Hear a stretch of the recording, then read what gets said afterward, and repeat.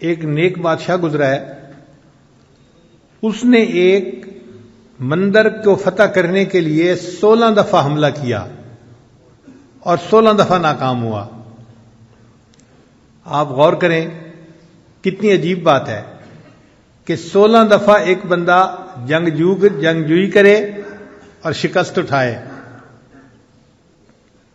لوگ مرتے ہوں گے، تکلیف ہوتی ہوگی، ذلت اٹھانی پڑتی ہوگی، مگر وہ اللہ کا بندہ لگا رہا کہ میں نے اس بندر کو فتح کرنا ہے۔ 16 دفعہ شکست کھانے کے بعد کسی نے سلطان محمود غزنوی سے کہا کہ آپ نے کوشش میں تو کوئی کمی نہیں کی، اب کسی اللہ والے سے دعا بھی کروا لو کہ اللہ تعالیٰ تمہیں کامیاب فرما دے۔ تو اس وقت کے ایک بزرگ تھے حضرت خواجہ ابوالحسن خرقانی رحمۃ اللہ علیہ، یہ سلسلہ نقشبندیہ کے بزرگ تھے، ان کی خدمت میں وہ حاضر ہوا۔ حضرت کی خانقاہ تھی اور اس دن وہاں جو مریدین تھے وہ صفائی کر رہے تھے، جھاڑو دے رہے تھے، مٹی اڑ رہی تھی، اور حضرت اندر کمرے میں بیٹھے ہوئے تھے اور ان کو سر کے اندر خارش محسوس ہوتی تھی۔ یہ خارش کئی مرتبہ جوؤں کی وجہ سے بھی ہوتی ہے اور کئی مرتبہ خشکی کی وجہ سے بھی ہوتی ہے۔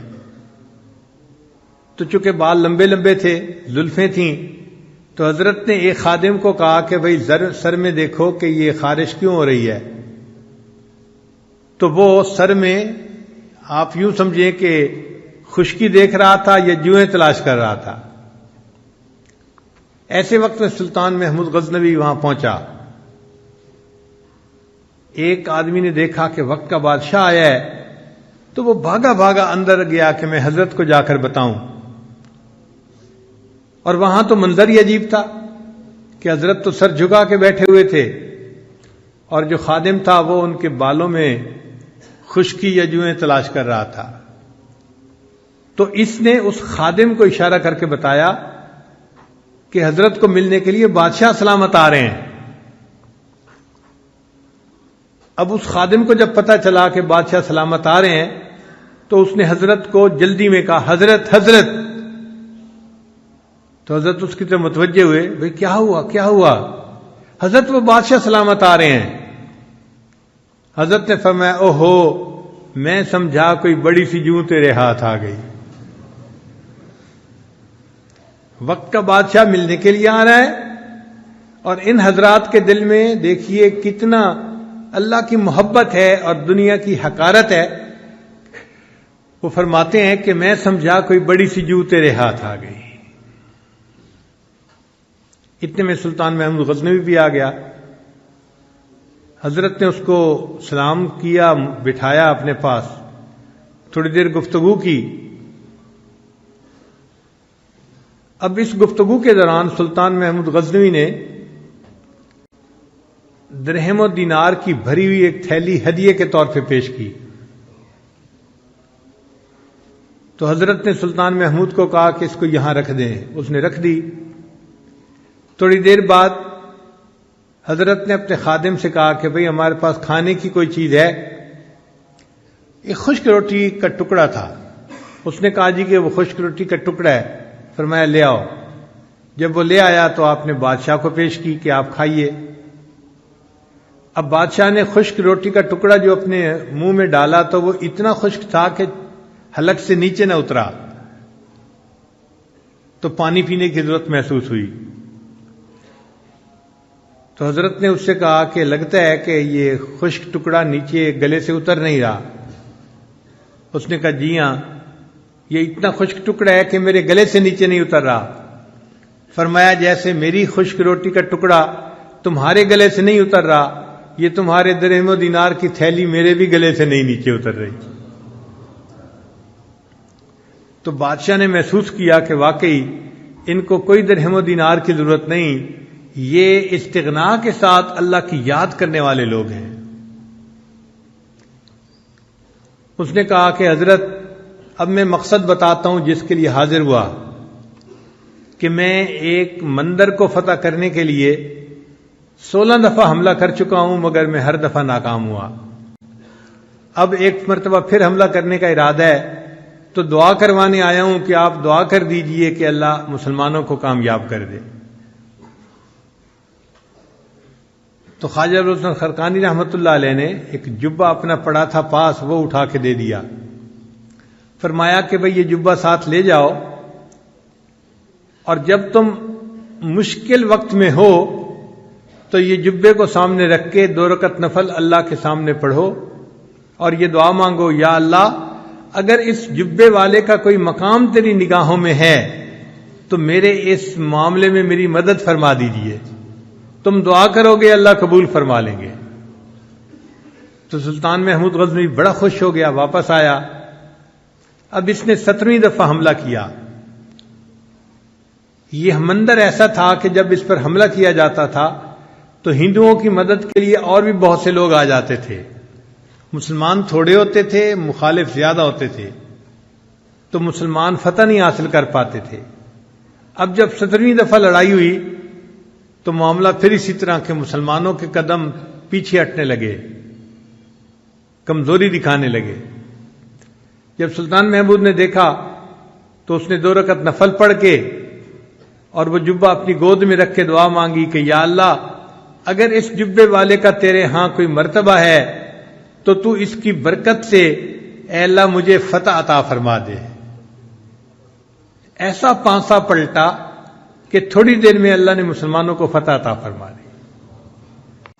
تو سلطان محمود غزنوی سومنات کے قلعے کا فاتح بن گیا۔ اب مندر کے اندر بہت ساری مورتیاں تھیں، تو سلطان محمود غزنوی نے حکم دیا کہ سب بتوں کو توڑ دیا جائے۔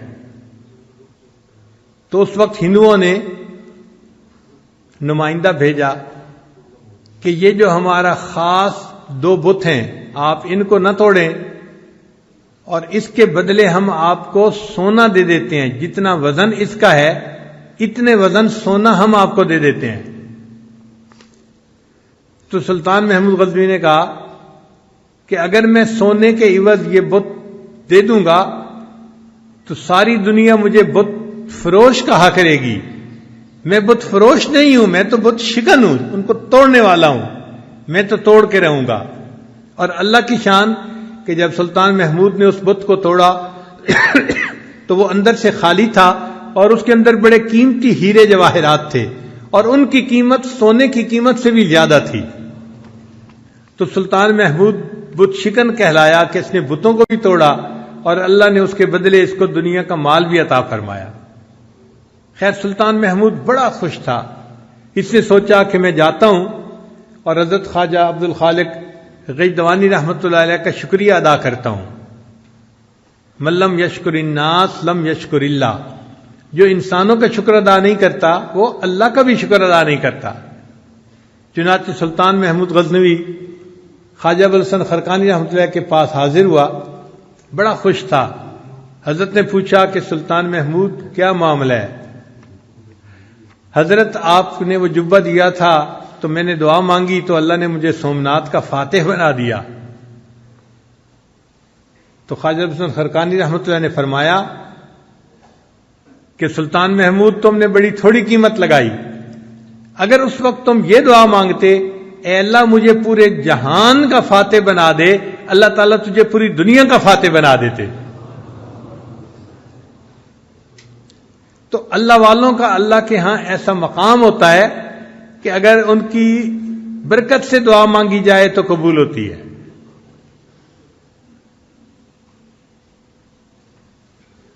کہتے ہیں کہ سلطان محمود غزنوی جب فوت ہوا تو کسی نے خواب میں دیکھا، اس نے پوچھا سلطان محمود آگے کیا بنا؟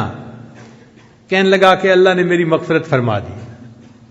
اس نے کہا سلطان محمود کون سا عمل تھا جو اللہ کو پسند آیا؟ تو سلطان محمود کہنے لگا کہ ایک دفعہ میں ایک اللہ والے کی خانقاہ پہ گیا تھا، لوگ صفائی کر رہے تھے اور مٹی اڑ رہی تھی، تو میں نے اس مٹی سے کراہت کرنے کی بجائے اس مٹی کو اپنے چہرے پہ مل لیا تھا برکت کے لیے کہ یہ اللہ والوں کے قدموں کی مٹی ہے، میں اس کو اپنے چہرے پہ مل لیتا ہوں۔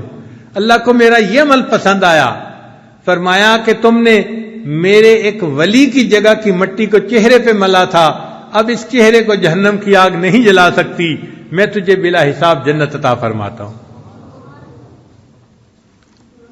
تو جو اللہ کی محبت اپنے دل میں پیدا کرتا ہے اور اللہ کے عاشقوں میں شامل ہو جاتا ہے، پھر اللہ تعالیٰ اس کو یوں دلوں کی بادشاہی عطا فرما دیتے ہیں۔